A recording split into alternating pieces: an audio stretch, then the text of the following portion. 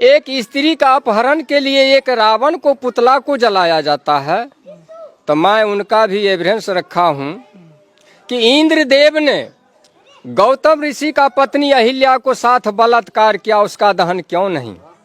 राजा पांडु ने माधुरी के साथ बलात्कार किया, उसका दहन क्यों नहीं? ऋषि पाराशर ने केवट के बेटी सतवती को भगा कर ले गया और उसके साथ बलात्कार किया, उसका दहन क्यों नहीं? बृहस्पति के पत्नी तारा को बनमंती चंद्र ने अपहरण कर बलात्कार किया, उसका दहन क्यों नहीं? ब्रह्मा ने अपना पुत्री सरस्वती के साथ बलात्कार किया, उससे बेटी पैदा किया, उसका दहन क्यों नहीं? और इतना ही नहीं, राजा नरक के रानियां के साथ में कृष्ण ने जबरदस्ती दुर्व्यवहार किया, उसका दहन क्यों नहीं? और स्वयं के बहन सबोदरा के साथ कृष्ण ने जबरदस्ती दुर्व्यवहार किया, उसका भी तो दहन होना चाहिए।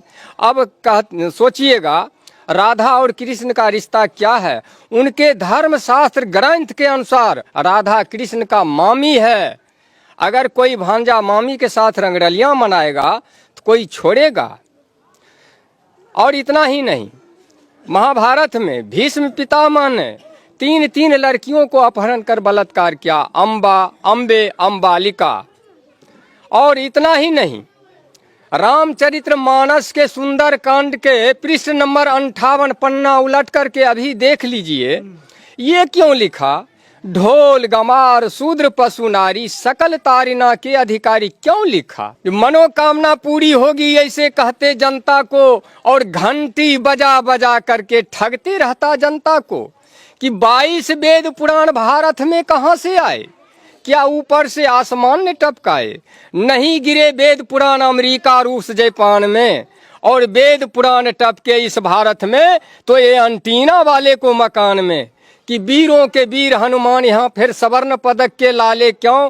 कि धन का देवी लक्ष्मी यहाँ फिर भूखी नंगी जनता क्यों? और ज्ञान का देवी सरस्वती फिर अनपढ़ जाहिल जनता क्यों? इन मनोवादियों ने हमारे 85% मूल निवासी भाइयों को भरमाया है। अरे अब तो समझ जाओ, हमारे अकल पर पड़ गया ताला है। 85% मूल निवासी भाइयों, अरे इन पत्थरों के मूर्तों से सर टकराते टकराते मर जाओगे, लेकिन इस समस्या से निजात कभी नहीं पा सकते हो। अब 33 करोड़ देवी देवता को पैदा करके छोड़ दिया है, जिसके पीछे हम 85% उलझे हुए हैं। हम असली बात को समझ नहीं रहे हैं, हम बर्बाद हैं, हम उजड़ रहे हैं, लेकिन असली बात को हम समझ नहीं रहे हैं। छोटा सा एक दोहा के तौर में आपको समझाना चाहूँगा। अब आप 10 गो मिट्टी का चूहा बना लीजिए और चूहे को रंग में पेंट पोचारा करके किसी चूहे को बिल पर रख दीजिए, और इधर से 5 गो बिल्ली को इंडिकेट कीजिए, तो क्या मिट्टी का चूहा को बिल्ली कैच करेगा? नहीं, कभी नहीं कर सकता है।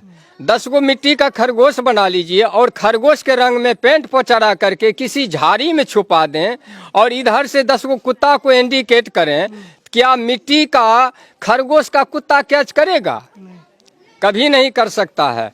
हम इतना ग्रेजुएट होते हुए मानव, पढ़े लिखे, डॉक्टर, वकील, इंजीनियर, प्रोफेसर, जज, कलेक्टर, IAS, APS हो करके भी हम माटी के हनुमान, शिव शंकर, दुर्गा, काली, पार्वती, लक्ष्मी, सरस्वती, गणेश बना करके, रंग पेंट पोचारा करके, लंगोटा साया साड़ी ब्लाउज पहरा करके, कल जोड़ करके गिराते हैं, हनुमान हम पे कृपा करो।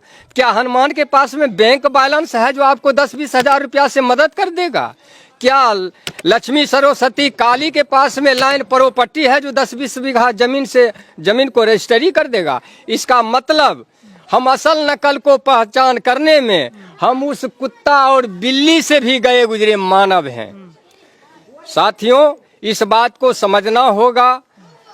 जब तक नहीं हमारा ये 85% आदमी समझेगा, तब तक ये समस्या में उलझे रह जाएंगे।